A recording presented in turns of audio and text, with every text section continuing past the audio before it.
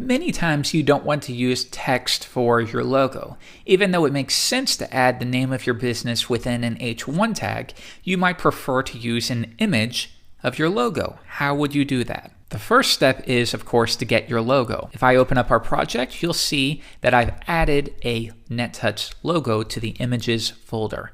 Let's learn how to reference it, and I'm going to show you two different ways. The first step is we could have an H1 tag, and we do NetTouch. And this is the most basic form.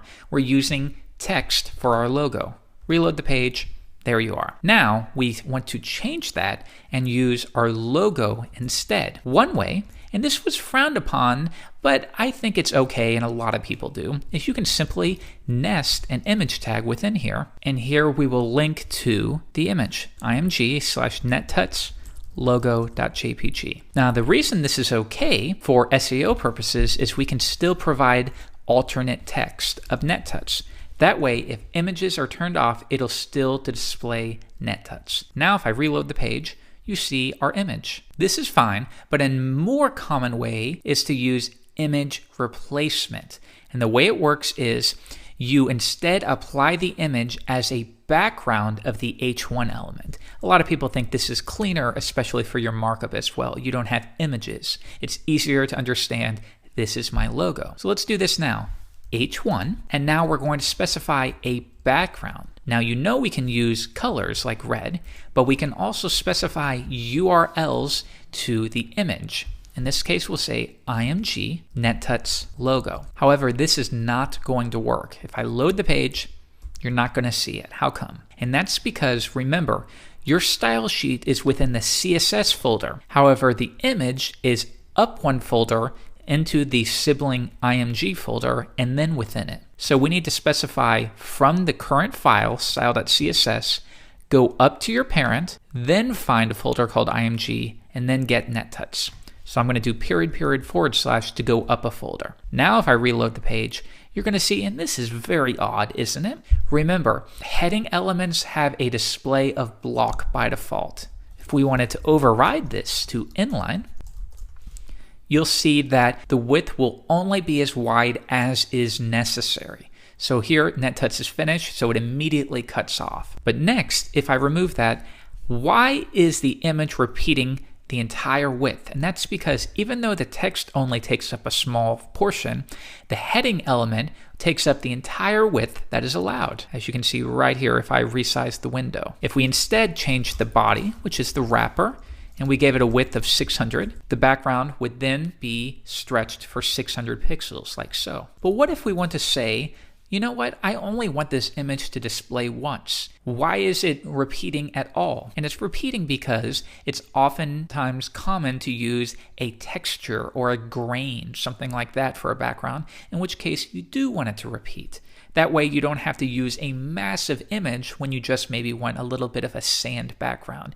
You can get a tiny fragment, a tiny image, and then repeat that for the entire width of the window, and it saves you a lot of bandwidth. Now here, if we, after the URL, specify no repeat, and that means don't repeat this image at all. Other options are repeat X, or the default of repeat X and Y, or just repeat Y alone. Here, we're going to override it, no repeat. This is a single image.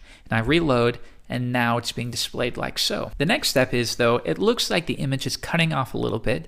And of course, we don't want to display the text itself and the image. So maybe we should try to push the text on top all the way off the page. And we can do that by specifying a new property, text indent. Now, if we were to set that by 10 pixels, you'd see the text would be pushed up 10 pixels. If I do 50, it's pushed up 50 pixels. So why don't we put it a huge number, negative, and that's going to push it not to the right, but to the left. And now we're going to push it off a huge enough number that it would never show up on a computer screen. Reload, and now it's disappeared, but in actuality, it's really far off to the left. Good, so now this is looking a lot better.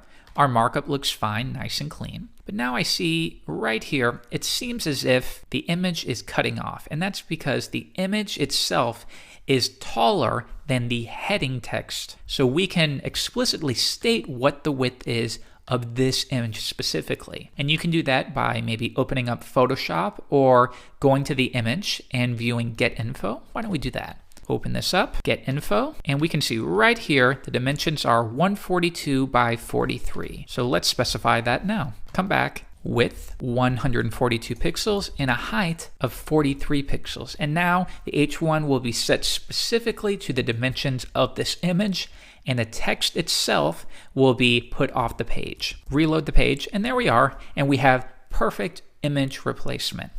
So one thing you might be thinking is, well, why add the name at all? Because you're just going to push it off the page. Why don't we remove the name, and then you can get rid of this property entirely? Reload, and it looks the same. And you're right, it does look the same, but it's not the same. The difference is, what if the browser does not have images turned on? In that case, they would see nothing at all. What if the image does not load for some reason? Maybe it's not referenced properly. Maybe you accidentally delete the image in the future. Again, nothing at all would display. Also, maybe what if CSS was disabled entirely? In that case, the image would not show up because we're adding it. So once again, nothing would be displayed. Surely you see where I'm getting. So always make sure you add it here and you use a text indent technique to push it off the page. That way you're good in most situations.